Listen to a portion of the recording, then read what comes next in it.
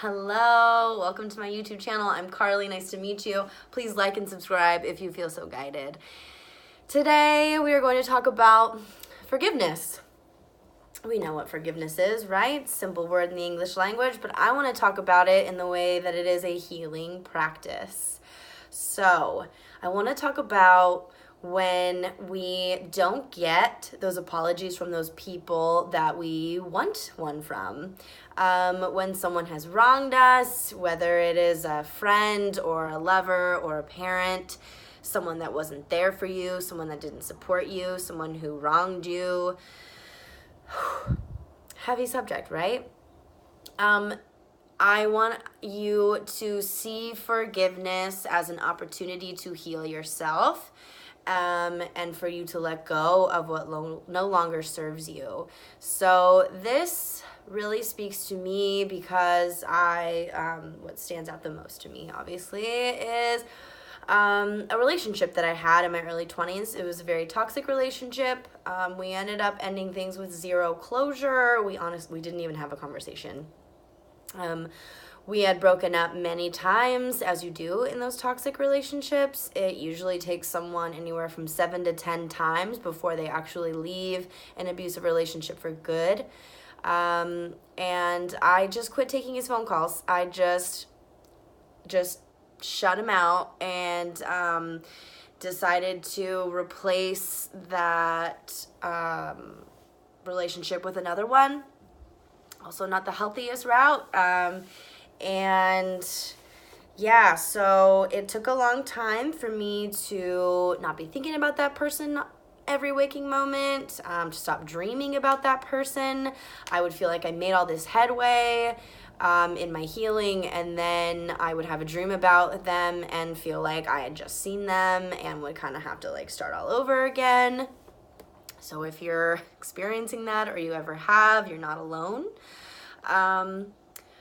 But I just felt like I deserved an apology, and I wanted to hear that, you were right, I was wrong, you were too good for me, I'm sorry for all the things that I put you through, and I don't want to say, I don't want to paint myself innocent either. I definitely did some things that I wasn't proud of either. There was, infidelities and lying and cheating, and it was just not pretty, but there was a chemistry, right? And there's there's a part of us too that likes the drama and the suspense and the passion in whatever form it's coming, whether it's healthy or not. And I just think, unfortunately, it's kind of a rite of passage on some level of the universe testing you and asking you, what do you think you're worth? What are you willing to fight for and stand for and accept, right?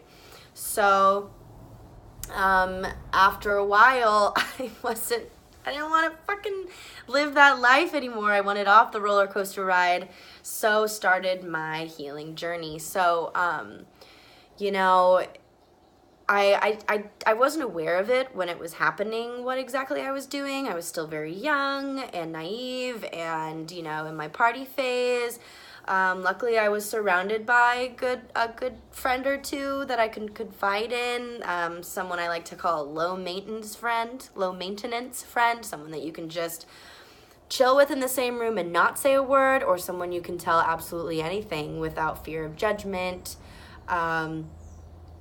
Someone that'll just listen for the sake of listening without giving any solicited advice, or giving advice when you want it.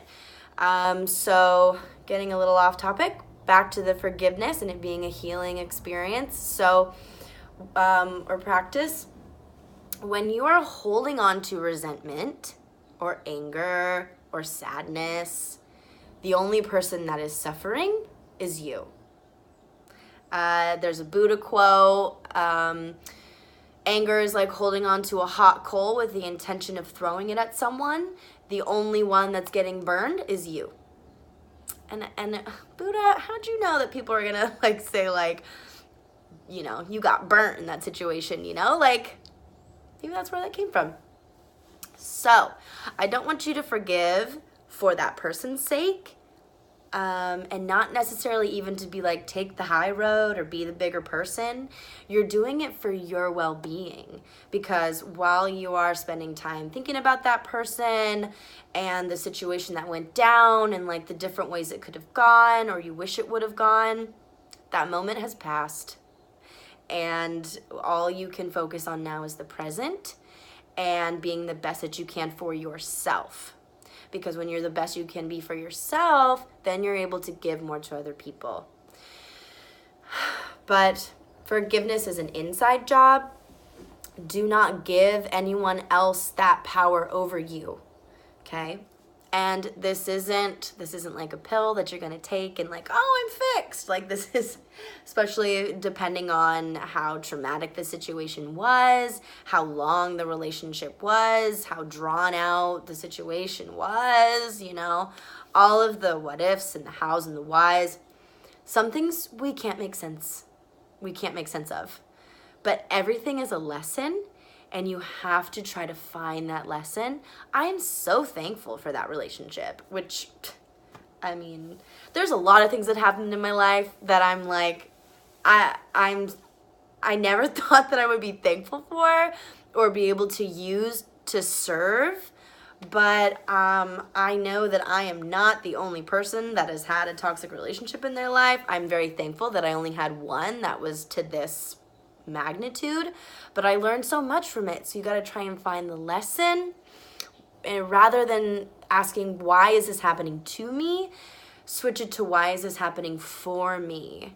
Try to elevate yourself. Try to step out of the situation and look at it as a big picture and see what you can take away from it. Okay? Know that you're always being tested by the universe. She is always going to see if you're ready to level up. Have you learned this lesson yet? You might get out of that toxic situation, and then you might find that you're kind of slipping into a similar one, and that is just her being like, are you ready? Are you done? Do you believe that you deserve better? And you should always answer yes. And say, no, thank you. No, thank you. Not today, Satan, you know? and be able to recognize what is happening. Through learning that lesson the first time, you're able to see, this looks familiar, not for me. Okay? So I hope I didn't go off too much. I think that was all pretty in alignment. We're going to keep this under 10 minutes. Quick and easy. So I love you so much. Please be sure to like and subscribe if you enjoyed this video, and I will see you next time.